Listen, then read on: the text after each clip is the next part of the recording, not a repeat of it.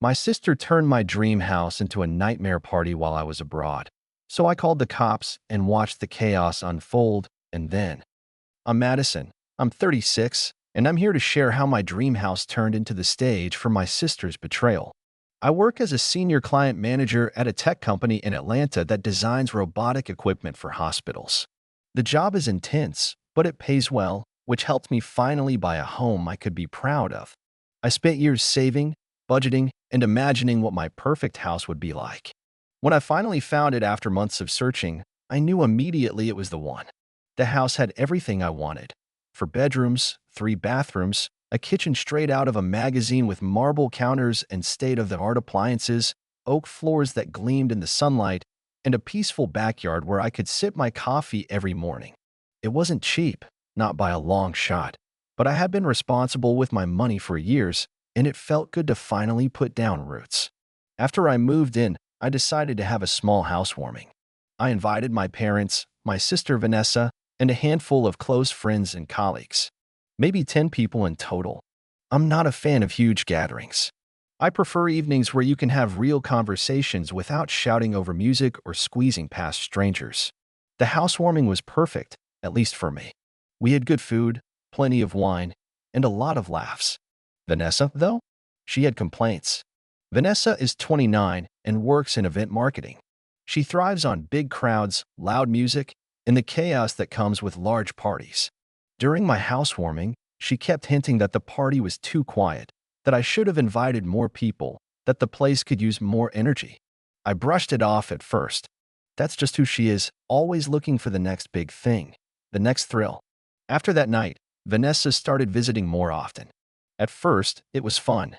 She'd drop by on the weekends, sometimes stay for dinner, and we'd catch up. But gradually, the visits became more frequent. Suddenly, she was coming over during the week, showing up unannounced because she happened to be in the area or needed a break from her tiny apartment. Her one-bedroom place was across town, and I guess my house seemed like a luxury hotel in comparison.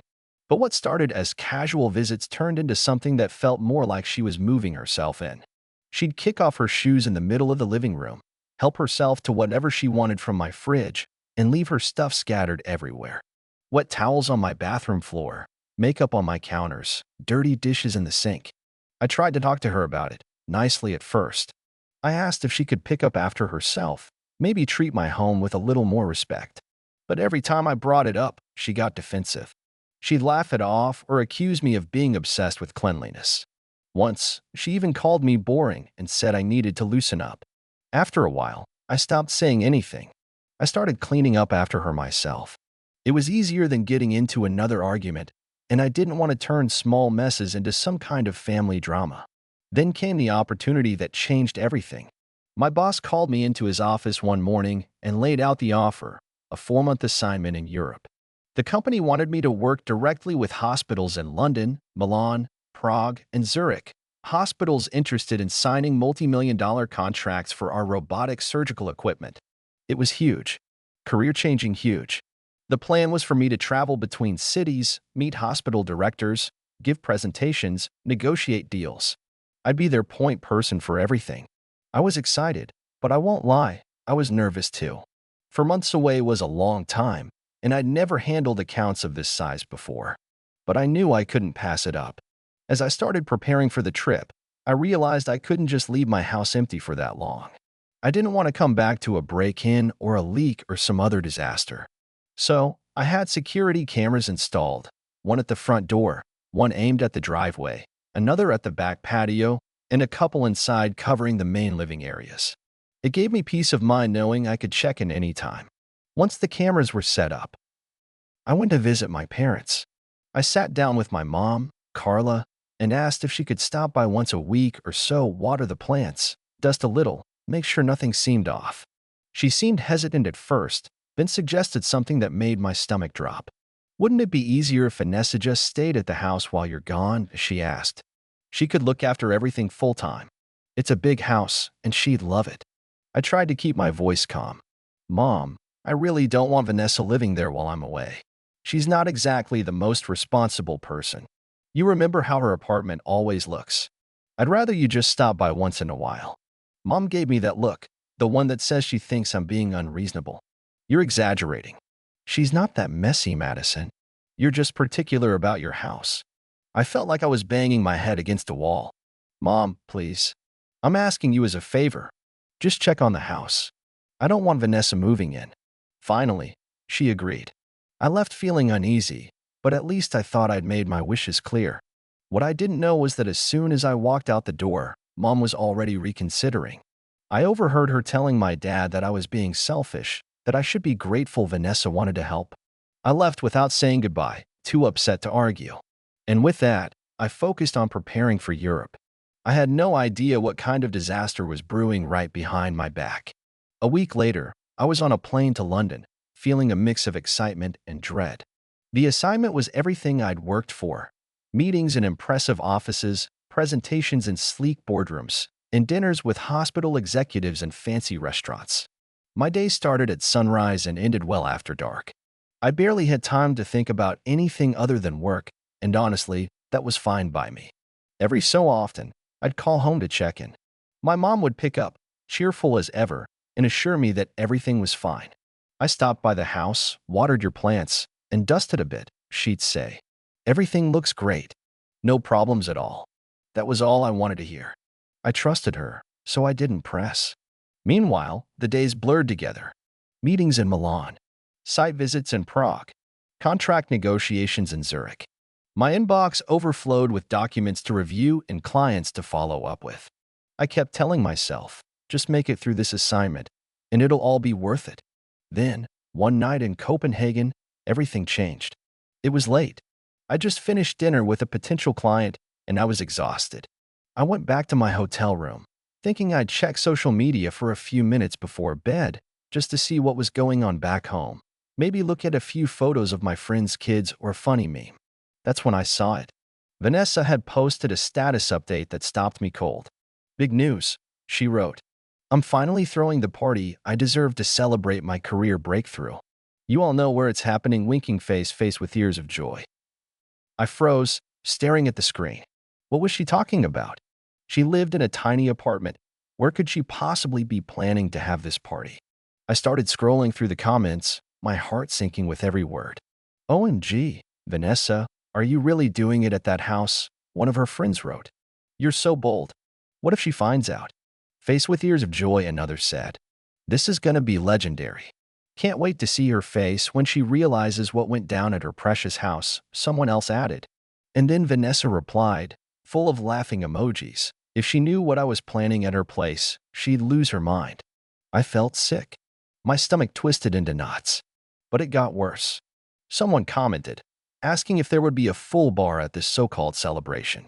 Vanessa's reply? A photo of my bar in my living room. I recognized every single bottle. The bourbon I'd saved for special occasions. The wine my team gave me when I closed a huge deal. The gin I'd picked up during a trip to Spain. She'd taken a picture and posted it for all her friends to see, like it was hers to offer.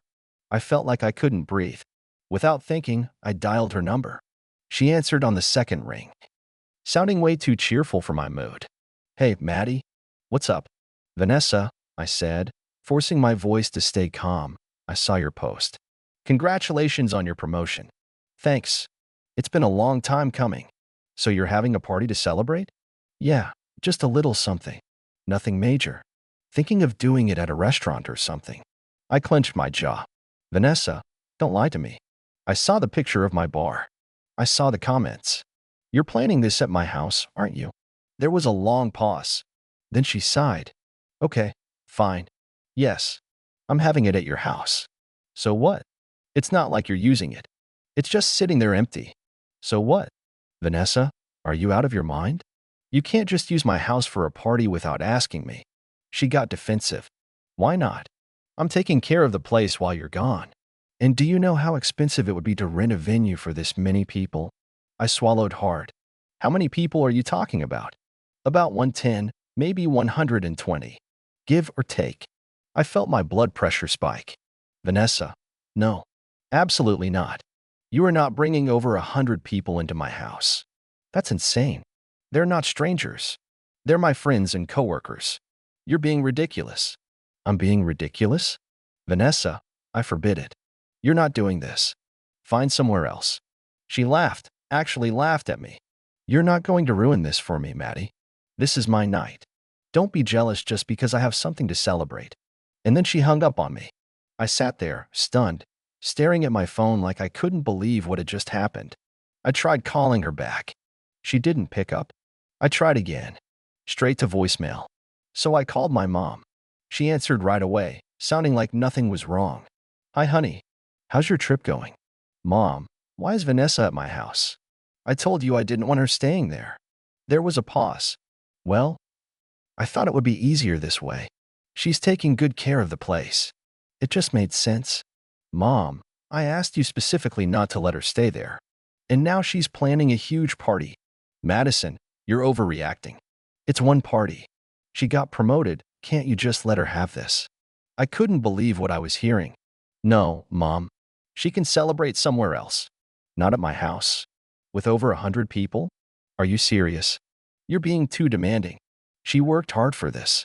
And you're off in Europe living the dream. Let your sister have her night. Before I could say another word, she hung up too. I stared at the phone, my heart racing. I sent texts, long ones, to both of them, demanding the party be canceled and Vanessa move out immediately. Mom ignored me. Vanessa? She just sent back a laughing emoji. I sat there in that hotel room, thousands of miles from home, realizing I had no control over what was about to happen. But I wasn't done yet. If they thought they could ignore me and get away with it, they were wrong. I started planning exactly how I'd deal with it on my terms. I decided right then that I wasn't going to waste another breath arguing with either of them. They had made it clear that my wishes didn't matter, that my house, my hard work, my sacrifices meant nothing to them if it got in the way of Vanessa's fun. So I took a deep breath, closed my eyes for a second, and came up with a plan that would let me handle this on my own terms. I wasn't about to let them walk all over me, not without consequences. I went back to focusing on my work during the week, trying to keep my mind on the job I had flown halfway around the world to do. My schedule was grueling, filled with back-to-back meetings, contract negotiations, and product demonstrations that left me drained every night. Still, no matter how tired I was, the thought of what might be happening at home kept nagging at me. Every night before bed, I checked my security cameras just to see if anything was going on. Sure enough, Vanessa had made herself right at home. I watched as she hosted little gatherings leading up to the big party, inviting friends over, drinking from my wine collection, and leaving the place looking like a tornado had gone through it. I saw the messes they left behind, the empty bottles, the food wrappers, the dirty glasses scattered across my counters. She acted like she owned the place, walking around in my robe, putting her feet up on my coffee table, and showing her friends around like she was giving them a tour of her home. Every time I saw a new mess or another stranger in my house, I felt my anger boil a little higher. But I didn't call. I didn't text. I stayed quiet, knowing that the big night was coming, and that I was going to take care of it in a way that neither of them would be able to ignore or twist against me. Finally, the day of the party arrived. I was in Berlin at that point, preparing for one of the most important presentations of my career, but my mind was back home. I kept checking my cameras, watching as Vanessa started setting up for her so-called celebration. I saw her move my furniture out of the way to make space for her guests. I watched as she strung up cheap decorations, the kind that would leave marks on my walls. She rearranged my living room, stacked my bar with whatever drinks she'd brought in to supplement what she planned to steal from me, and kept glancing around like she was so proud of what she was pulling off. And then the guests started arriving. First, it was just a handful, maybe 10 or 15 people. But it didn't take long before it was dozens. People poured into my house, crowding my kitchen, my living room, my backyard. I counted at least 80 bodies on the cameras before I gave up trying to keep track. They were loud, they were careless, and they were already spilling drinks on my hardwood floors. I watched as someone knocked over a lamp and laughed about it like it was nothing. Someone else opened a bottle of my best champagne and started pouring it directly into people's mouths. I could see people rifling through my drawers, helping themselves to whatever they could find. Someone went into my office, even though there was absolutely no reason for anyone to be in there. Upstairs, a couple tried to sneak into my bedroom before Vanessa caught them and shooed them away. And through it all, Vanessa strutted around like the queen of the night, acting like she'd thrown the party of the year. I sat in my hotel room watching the disaster unfold, feeling helpless and furious. But I wasn't really helpless. I picked up my phone, called the non-emergency line for the local police back home, and explained the situation as calmly as I could. I told them I was the homeowner, that I was out of the country, and that my security cameras were showing a massive party happening without my permission. I gave them my address and thanked them when they said officers would head over right away. Then I leaned back in my chair and kept watching, waiting for the moment when it would all come crashing down. It didn't take long. Maybe 15 minutes after I made the call, I saw the flashing lights of the patrol cars outside my house. 3 cars pulled up, and several officers got out. The music inside was so loud that no one noticed at first. The officers rang the doorbell, knocked, and when that didn't work, started pounding on the door hard enough to finally get someone's attention. Vanessa came to the door, and I could see the exact moment she realized how badly things had gone off the rails. She looked like she was trying to stay calm, but I could tell she was panicking underneath that fake smile. She stepped outside and started talking to the officers, waving her hands around like she was trying to explain something. A minute later, my phone rang. It was Vanessa. I picked up and could hear the chaos behind her, the music, the voices, the confusion. "Maddie, the police are here. You need to tell them it's fine, that I have permission to be here. Just tell them, okay?" I didn't even raise my voice. I just spoke clearly so the officers could hear me over the phone. "Officer, I'm the homeowner. I did not give my sister or any of those people permission to be in my house. They're trespassing. I want them all out of my home immediately." There was a gasp on the other end of the line, and then Vanessa started yelling, "Maddie, how could you do this to me? This is supposed to be my night. You're ruining everything." I didn't say another word. I didn't need to. The officer took the phone, confirmed what I'd said, and then handed it back to Vanessa, who hung up on me in frustration. I kept watching as the officers went inside and started clearing people out. Some left quietly, embarrassed or annoyed that their night had been cut short. Others argued, but in the end, no one wanted to risk getting arrested over a party. Vanessa, of course, didn't go quietly. I saw her shouting at the officers, trying to push her way past them, refusing to leave. And that's when it got worse for her. The officers restrained her, put her in handcuffs, and led her out to one of the squad cars. I sat there watching as the last of the guests left, my house finally empty again, and felt a strange mix of relief and sadness. I had never wanted it to come to this, but they'd left me no choice. When the house was finally cleared out, I called my neighbor, Rachel, who I trusted more than anyone else on that street.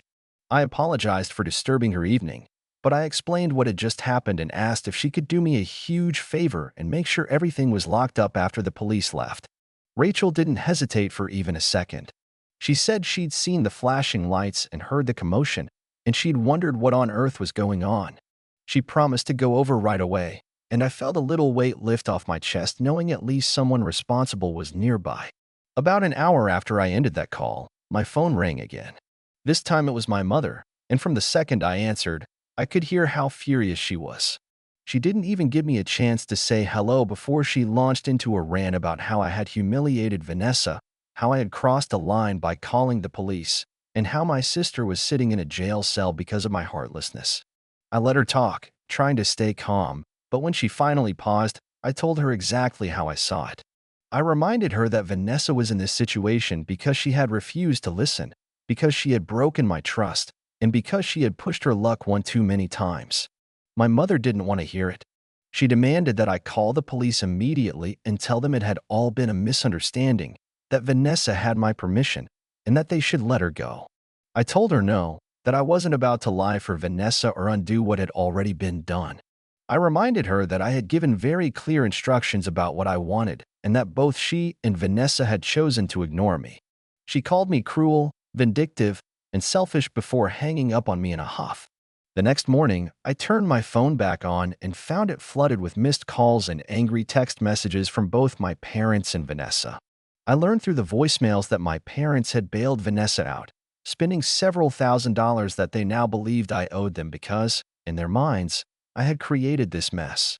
I ignored the messages for the time being and focused on finishing the work that had brought me to Europe in the first place. I contacted Rachel again and arranged for her to hire a cleaning company to deal with the disaster Vanessa and her friends had left behind. I told Rachel I would reimburse her for everything and pay her extra for the trouble. She was happy to help and assured me she would supervise the cleaning crew to make sure the job was done properly. For the remainder of my trip, I blocked my family's numbers so they couldn't reach me. I focused on closing contracts, finalizing deals, and finishing what had been the most challenging and important work of my career. When I finally flew home, months later, I was relieved to see my house looking like itself again. Rachel had made sure the cleaners restored it to the way it was, and I thanked her with a generous gift and a heartfelt note. I thought that would be the end of it, that maybe time would cool everyone's tempers, and that we could eventually move past it. But barely a week after I got home, my parents and Vanessa showed up at my door uninvited. Before I could even greet them, they pushed their way inside, determined to have it out with me. My mother announced that I owed them over $7,000, the amount they had spent getting Vanessa out of jail. I couldn't help it. I actually laughed out loud. I told them there was no way I was paying for the consequences of Vanessa's choices, especially when I had done everything possible to prevent this from happening. Vanessa, of course, blamed me for everything. She claimed that all she wanted was to celebrate her promotion and that I had blown it out of proportion. That's when I decided I was done arguing. I brought out my laptop, opened my security camera recordings, and played the footage for them. I showed them exactly what Vanessa had been up to, how she'd moved in without permission, how she'd thrown parties leading up to the big event, how she'd trashed my house and invited strangers over night after night. They sat there in stunned silence, watching the evidence play out on screen. I think they had truly believed I was overreacting, that I was making a big deal out of nothing. But faced with the reality of what had happened, they had nothing to say. My mother's expression went from furious to embarrassed, and even Vanessa looked like she wanted to disappear into the floor. I told them quietly but firmly that they had all betrayed my trust, that they had treated me and my home with complete disrespect, and that I didn't know if I could ever fully forgive that. I asked them to leave and said I needed time to figure out whether I even wanted to continue having a relationship with people who had so little regard for me or my boundaries.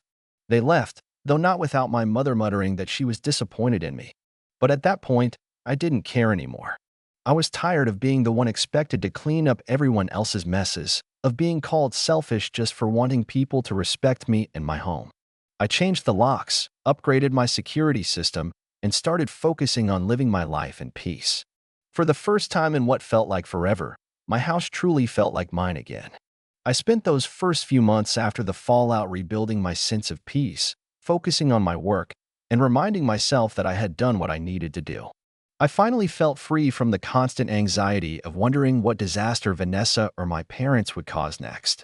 I thought I was done with the drama, that the worst was behind me, but as it turned out, I had seriously underestimated just how far they were willing to go. About 6 months after that final showdown at my house, I heard a knock at the door one Saturday morning. I wasn't expecting anyone, so I hesitated before opening it, but curiosity got the better of me. When I swung the door open, there they were, my mother, my father, and Vanessa, standing on my porch looking determined, as if they were ready for battle. Without waiting for an invitation, they marched into my house, and before I could even ask what they were doing there, my mother laid it all out. She told me that they had come to demand that I pay them back for the money they had spent on Vanessa's bail, legal fees, and other costs associated with her arrest. According to her, it was only fair because, in her view, I had caused the entire situation by calling the police in the first place. I couldn't believe what I was hearing. I looked at them in disbelief and asked if they were seriously asking me to pay thousands of dollars because Vanessa had trespassed in my home and refused to leave when the police arrived. Vanessa chimed in, full of bitterness, accusing me of ruining her life, of embarrassing her in front of her friends, and of making her look like a criminal when all she had wanted was to celebrate her promotion. I felt my temper rise, but I stayed calm. I reminded them that I had given clear warnings, that I had asked nicely, that I had tried to avoid this outcome at every turn. I told them again that the blame rested squarely on Vanessa's shoulders, not mine. That's when things took an unexpected and ridiculous turn. A few weeks later, I received a letter in the mail that left me speechless. Vanessa had decided to sue me. Yes, you read that right. She filed a lawsuit claiming emotional distress, loss of reputation, and financial harm because I had reported her unauthorized party and had the police clear out my house. She even claimed that I had exaggerated the situation to the authorities and that I had set out to humiliate her on purpose. At first, I laughed at the absurdity of it all, but then I realized that I couldn't just ignore it. I hired an attorney, gathered all my evidence, and prepared to defend myself in court. I provided my lawyer with copies of every security camera recording, every text message, and every email that showed what had really happened. I wanted to make sure that Vanessa's lies wouldn't get her anywhere. When the court date arrived, it was surreal sitting there and listening to Vanessa try to paint herself as the victim. She cried on the stand, talked about how she had just wanted to celebrate with her friends, and acted like I had overreacted out of spite. But then my attorney presented the evidence. The video clips of her throwing parties while I was away, the recordings of her laughing about how I'd lose my mind if I knew what she was doing, and the footage of the night of the party itself, showing the mess, the chaos, and her refusal to leave when asked. The judge saw right through her. Not only was her case dismissed, but the judge also ruled in my favor on my countersuit for property damage. Vanessa was ordered to pay for the repairs and cleaning, plus court costs. It was a moment of vindication, but it didn't feel like a victory I could celebrate. The whole situation had been exhausting and sad, and it had destroyed whatever was left of my relationship with my sister. But the fallout didn't stop there. Word of the lawsuit spread, and it wasn't long before it reached Vanessa's employer. The company that had given her that precious promotion saw the court records, the news articles that came out about the case, and the details of what she had done. A few weeks after the ruling, Vanessa lost her job. The very thing she had been celebrating that night was now gone, and she had no one to blame but herself. I thought that might finally be the end of it. But of course, there was one final twist. Just as I was beginning to move on, to feel like I could finally close this chapter of my life, I got a call from a recruiter about an opportunity one hadn't expected. A company overseas had seen the work I had done on my European contracts and wanted to offer me a senior leadership role. The salary was incredible, the benefits were amazing, and best of all, it meant I could make a fresh start far away from the mess that had followed me at home. Within a few months, I had accepted the job, sold my house, and was on my way to a new country, ready to build a life that was truly mine. I left behind the place where so much had gone wrong, and I took with me the lessons I'd learned about boundaries, trust, and the importance of standing up for myself. Vanessa tried one last time to reach out, sending a half-hearted apology and asking if we could rebuild our relationship. I never responded. Some doors, once closed, should stay that way.